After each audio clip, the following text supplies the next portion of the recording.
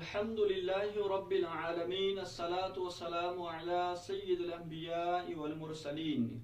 قربانی کے حوالے سے مزید سوالات کیے گئے ہیں، تو آج انشاءاللہ عز و جل ان سوالات کے جوابات دینے کی کوشش کریں گے۔ توجہ کے ساتھ ان سوالات کو، ان جوابات کو سنیں گے تو انشاءاللہ عز و جل یہ مسائل آپ کے سمجھ میں آ جائیں گے۔ تو قربانی کے حوالے سے ایک سوال یہ کیا گیا کہ قربانی کے جانوروں کی عمر جو ہے وہ کتنی ہونی چاہیے۔ اسی طرح پر دوسرا سوال یہ کیا گیا کہ اگر کوئی شخص مثال کے طور پر میت کی طرف سے قربانی کر لے، یعنی اپنے مرحوم والدین کی طرف سے قربانی کر لے یا پھر دیگر رشتہ داروں کی طرف سے قربانی کر لے، تو آیا کہ پھر اس جانور کے گوشت کا کیا حکم ہے؟ اس جانور کے گوشت کو خود گھر والے بھی کھا سکتے ہیں یا پھر میت کی طرف سے جو قربانی کی گئی اس کے گوشت کو صدقہ کرنا یہ لازم اور ضروری ہے؟ دیکھیں، سب سے پہلے سوال کا جواب یہ ہے کہ قربانی کے جانوروں کی عمر جو ہے،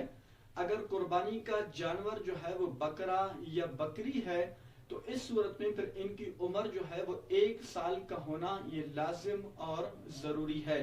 اسی طرح پھر اگر قربانی کا جانور جو ہے وہ گائے یا بیل ہو تو اس صورت میں پھر ان کی عمر جو ہے وہ 2 سال کا ہونا یہ لازم اور ضروری ہے۔ یا پھر اگر قربانی کا جانور جو ہے وہ اونٹ یا اونٹنی ہے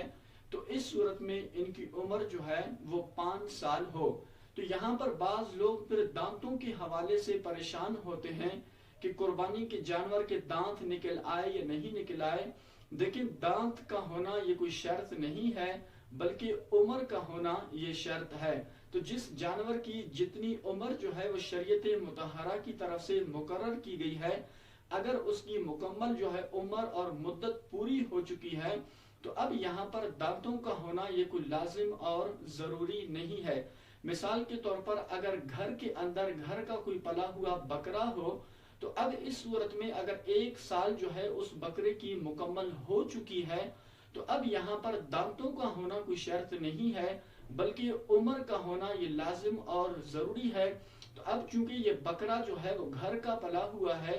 اور اس کی عمر 1 سال مکمل ہو چکی ہے تو اب اگرچہ دانت نہ ہو تب بھی اس صورت میں اس بکرے کی، اس جانور کی قربانی یہ جائز ہے۔ اسی طرح پر اگر گائے یا بیل ہو اور گھر کا پلا ہوا ہو تو اب اس صورت میں ان کی عمر 2 سال مکمل ہو چکی ہے تو اب بھی یہاں پر دانتوں کا ہونا یہ کوئی لازم اور ضروری نہیں ہے بلکہ گھر کا پلا ہوا ہے، عمر پوری ہو چکی ہے، مدت پوری ہو چکی ہے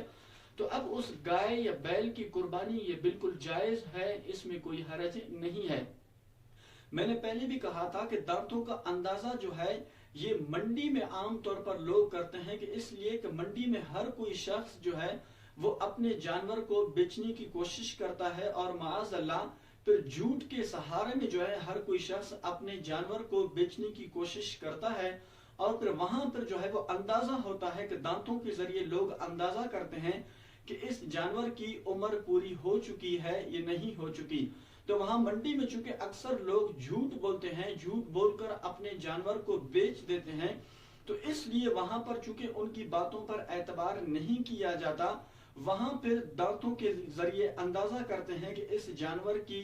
عمر جو ہے وہ پوری ہو چکی ہے یا پوری نہیں ہو چکی۔ لہٰذا خلاصہ کلام یہ ہے کہ اگر گھر کا پلا ہوا جانور ہے